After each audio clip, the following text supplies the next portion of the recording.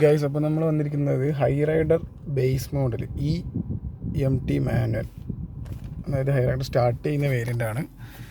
അപ്പോൾ ഇതിൻ്റെ interior features ഒന്ന് കാണിച്ചു തരാനാണ് വന്നത്.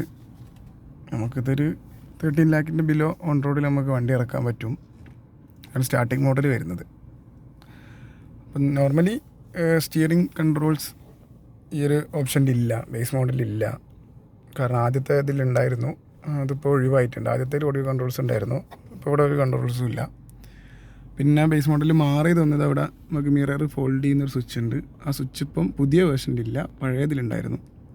പിന്നെ മിറർ അഡ്ജസ്റ്റ്മെൻറ്റ് സ്വിച്ചാണ്. പിന്നെ 4 ഡോർ പവർ വിൻഡോ ലോക്കിങ്. പിന്നെ ബേസ് മോഡലൊട്ട് നമുക്ക് പുഷ് ബട്ടൺ ഈ ഒരു വണ്ടിയിൽ വരുന്നുണ്ട്. പുഷ് ബട്ടൺ ബേസ് മോഡലൊട്ട് വരുന്നുണ്ട് കേട്ടോ. പിന്നെ നമുക്ക് വരുന്നത് automatic climate control, AC automatic ആണ്. ഇതിലും ഓട്ടോ AC ഉണ്ട്. പിന്നെ ഒരു ആംറസ്റ്റ് ബേസ് മോഡലിൽ വരുന്നുണ്ട്. അപ്പോൾ അതിൽ സ്റ്റോറേജും ഉണ്ട് കേട്ടോ.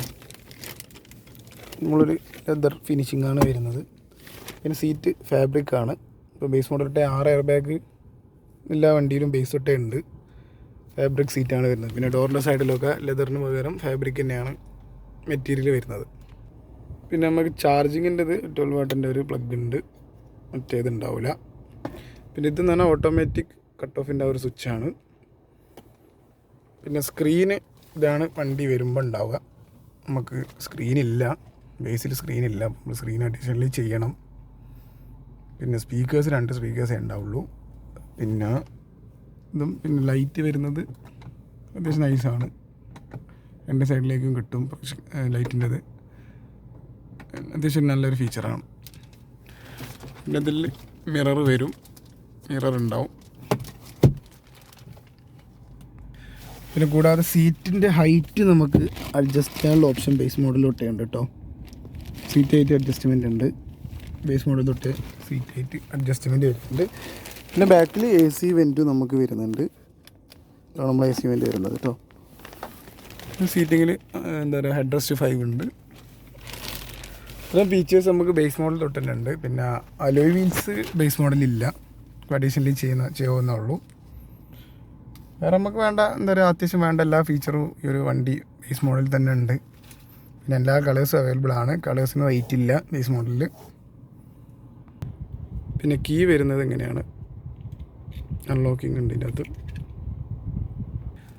അപ്പോൾ ഇത്രയാണ് നമ്മളെ ബേസ് മോഡലിലെ ഫീച്ചേഴ്സ് വരുന്നത്. ഇതാണ് നമ്മളെ ഇൻറ്റീരിയർ വരുന്നത്. അപ്പോൾ ബേസ് എടുത്തിട്ട് ഒരു അലോയ് വീലും പിന്നെ സ്ക്രീനും സൗണ്ട് കൂടി ചെയ്താൽ തന്നെ വണ്ടി ഓക്കെ ആയി. 360 ചെയ്യണമെങ്കിൽ നമുക്ക് 360 ക്യാമറയും ചെയ്യാം. അതിൻ്റെ എന്താ പറയുക, കുറവേ ഉള്ളൂ. ബേസ് മോഡൽ തന്നെ നമുക്ക് ധാരാളമാണ് ഓപ്ഷൻസിൽ. പിന്നെ വണ്ടി അത്യാവശ്യം നല്ല കംഫർട്ടാണ്, നല്ല ഗ്രൗണ്ട് ക്ലിയറൻസ് ഉണ്ട്, നല്ല പെർഫോമൻസ് ആണ്. നല്ലൊരു എന്താ പറയുക, ഈ ഒരു പ്രൈസ് റേഞ്ചിൽ നല്ലൊരു വണ്ടിയാണ്.